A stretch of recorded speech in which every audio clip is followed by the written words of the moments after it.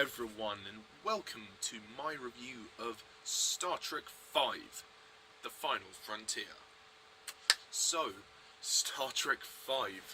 Sorry for the much delay with this review. I had to do my X-Men reviews, get those done.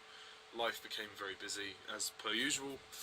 But I'm back on track with the Star Trek reviews, so let's get on with Star Trek V. So the basic plot of Star Trek V, to sum it up briefly, is that there is this prophecy given to this person, and we are introduced to Spock's half-brother, Sabok, or I can't remember his name. Let me just go back up to the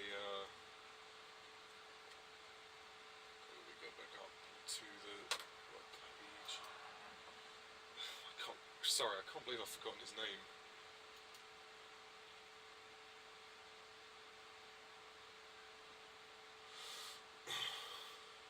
Cyborg. That's it, sorry. We're introduced to Spock's half-brother called Cyborg, who basically comes to Spock and the team as they go in search for this sort of god-like figure. And that's really the basic plot of Star Trek V, The Final Frontier. Star Trek V. This movie gets a lot of hate, and I can definitely see why. This movie kind of sucks. It's just not very good. It's not, like, atrocious, but it's not very well made at all. I mean, you can tell this is, like, really, really poor. William Shatner directs this film. Considering Leonard Nimoy directed the previous two films, Shatner thought he'd give it a go, and he really shouldn't have given it a go. This movie is just a bit of a mess. It doesn't really hang together in the way you want it to. Dramatically, it absolutely fails. Like, characters, just paper thin, literally.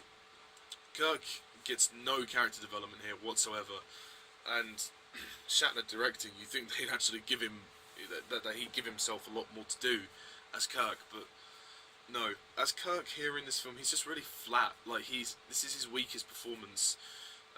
He's pretty good in The Voyage Home. In this film, he's just nothing, really. And, of course, we have the whole Spock's brother plot. You know, when the writers are really desperate, they have to go for this storyline.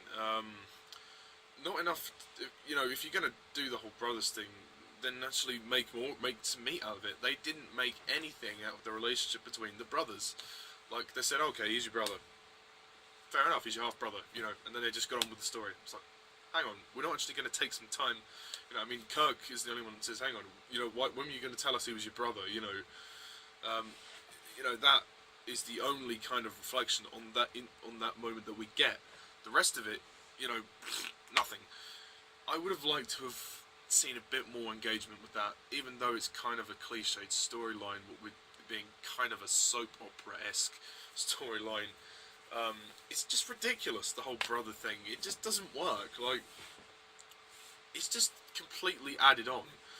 They're trying to give it the personal angle, but it doesn't work. I feel that William Shatner thought, okay, let's force that in there. That's our emotional drive for the movie, is that they're brothers, you know. It goes nowhere. It goes absolutely nowhere. And that's the frustrating thing. It goes fucking nowhere. Like, seriously. You know, did Cyborg, sorry, I keep forgetting to say his name. Cyborg. Did Cyborg know that Spock died in the second film? Shouldn't the film have been about Cyborg trying to, learn about the death of his brother, and he'd come back to try and find his brother, because, it's something like that would have been better. Like, Cyborg should have come back to find Spock, having found out he'd just come back to life, and then they should have, if you wanted to make it personal, you should have probably set it on Vulcan. You'd say, oh, there's this prophecy on Vulcan that there's like this godlike figure emerging that's going to cause Judgment Day or something. Even that, as basic as that is, that would have been 10 times better than what we got. This story is fucking stupid. Like, the fucking God figure? What the fuck? Is this Jesus of Nazareth? Is this the Passion of the Christ? What the hell is this? Like, seriously, this is so dumb. Like, the fourth one had a strange story. The Humpback Whales, it was fucking strange. But this is even worse. Like, seriously. You could kind of get away with it, the fourth one, because it doesn't take itself seriously. This takes itself seriously. And not only does it take itself seriously, it actually tries to add the comedic angle in there as well. And the jokes are just awful. The cringiness of the jokes is unfathomable. Like, seriously. Spock, the line that sealed the deal for me was Spock's line, you know, Captain, I don't think you see the gravity of our situation. Bravo, Leonard. Bravo. Rest in peace. Yeah, the story's not great. It's just really not great. It's just like, literally, the stories of these Star Trek films, they go in all different directions. This has gone in completely a weird direction. Like, it's just very incomprehensibly told. There are things here which are just weird. It doesn't really make sense. The first half of the film reminded me of like a Mad Max film. It had that kind of setting to it. It was like in a wasteland or something. It just didn't feel right. And they had the bar scene again as well. And, you know, what this doesn't have is substance. You don't give us the substance. You don't give us the depth. They give you a frame of a story, but they don't actually try and tell it in a coherent way. It's incoherent, and I was confused for quite a lot of the film until the end. I was like, okay, I kind of get it, but... So that's what it doesn't have. What it does have, which I will say, you know, it's not completely terrible. It does have a couple of things which I quite like. What it does have is a nice sense of camaraderie between the team. I mean, particularly, well, not the team as a whole, but the team as in, you know, Kirk, Spock and McCoy. Those three have a nice sort of... They have a couple of nice scenes together, I have to say. The scene when they're singing "Row, row, row your boat gently down the stream, merrily, merrily, merrily." That scene is lovely. That was probably the best scene of the film, actually. Just a moment that you wouldn't expect. They're sitting in the forest by the campfire. They just have a nice sing-song. You know, it's not something you'd see in a Star Trek film. These are more of the moments that I wanted.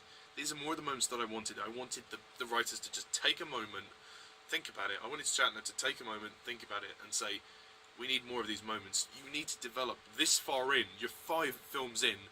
You want to continue that sense of camaraderie. I feel that that was kind of pretty much maintained until this film. I would say to an extent, yes, there is a sense of camaraderie, but more so with those 3. The others get sidelined. Like, Scotty gets nothing to do, and Uhura gets... Oh god, Uhura! Oh god. Uhura gets nothing... Well, she's not nothing to do, she gets less to do. They try and interject a little love thing, like a little romance between her and Scotty, which is just awkward. It doesn't really work. Like, it's just forced. And also, there's this really weird scene, like, I don't know how to describe it, but basically, she's dancing in the desert, like, naked. It is so weird. It is strange. Like, it's meant to be like a distraction to distract some enemies, but some like Klingons or something. But it is just strange. There's no other way to describe it. It is bizarre. It is absolutely bizarre. I watched it and I cringed. I was like, oh god, no, because Nichelle Nichols, who plays Uhura, she's like 50 in this film. She's like in her 50s. This is just messed up. I mean, no offense to Nichelle Nichols, nothing to do with her whatsoever. She's perfectly fine in the role. She's perfectly fine. She's a, you know, she's a good-looking woman, but she's too old to be doing this stuff in a film. It's just not right. What I will also say is the production design again is great. I mean, it is a cheaply made film. You can tell it's a bit cheap. The budget has been kind of cut severely, and you do get the sense of a slightly lesser budget, but the production design, they don't let that falter, so I was happy with that. You've got this weird opening, like with a rock climbing scene, and which kind of reminded me of Mission Impossible 2, which I believe John Woo kind of ripped off actually. And then Spock, we're introduced to Spock and his rockets. There's an interesting scene, but it's a bit strange that it opens with a rock climbing scene, because it's a Star Trek film. Well, it doesn't open with that scene, that's the first scene after the titles, because we have that scene in the wasteland. Cyborg, the newest character, it's Spock's brother. He's alright, the actor gives a decent performance. The actor kind of looks like Sam Mendes, funny enough. It's a bit strange. Sam Mendes, who directed the two Bond films, Skyfall and Spectre. Yeah, as a character, I feel that he was barely developed. Like, if you're going to do the brothers thing, like I said, at least make some meat out of it. It goes nowhere. Absolutely nowhere. And this whole prophecy thing about there being like a god, it just... I was fucking confused. Like, what the fuck? Like, the storytelling is jack shit. I'm sorry, but the storytelling is just poor, beyond belief. And I can't believe that Shatner let things slip into his own arse. Like, oh, I don't know. I mean, the Klingons look quite good. I'll give them that. It's nice to see the Klingons back, and they do look quite good in terms of the prosthetics. The film has a nice visual look to it. I'll give him that. And some interesting camera work, but it's the storytelling and the script that fail, and the characters that fail. This has lost any sense of charm that you had with the original films.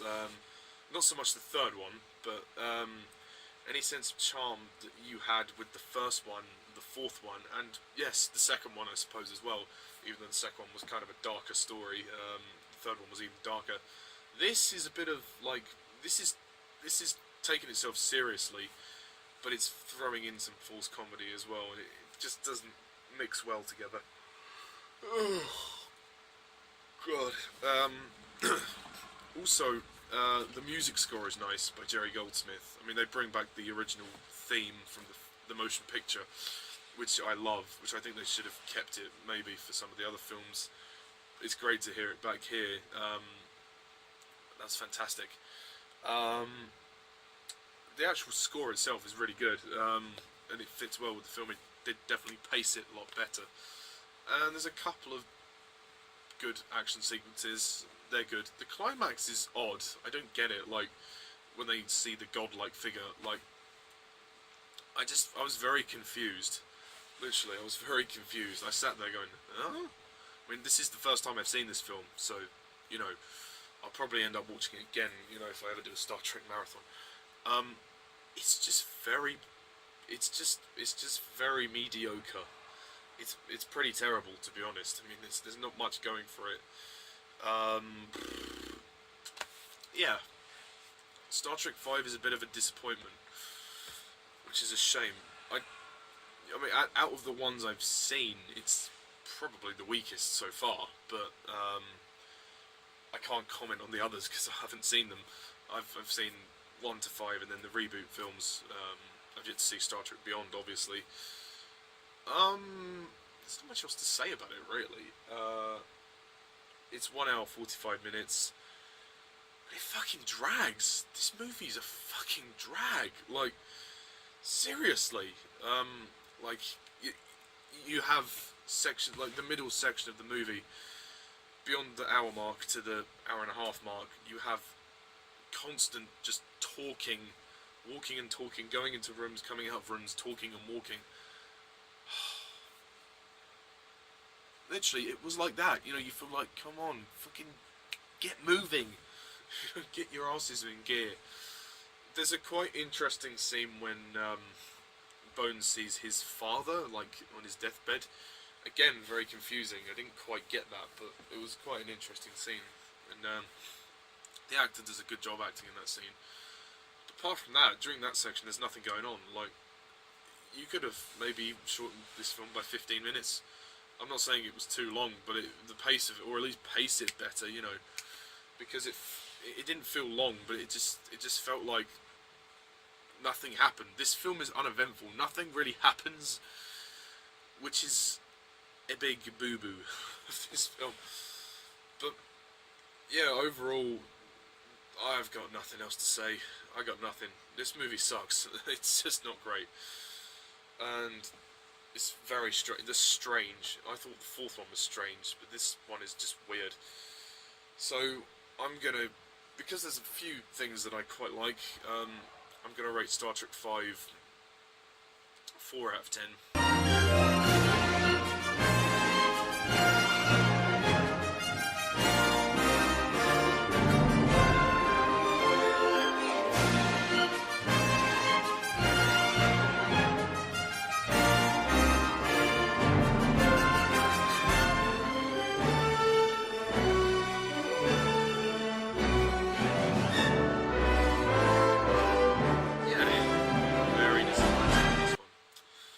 Yes, that's pretty much all I've got to say about Star Trek V, The Final Frontier. It was to be the final film of the original saga, but, well, because it was bad, they decided to make another one.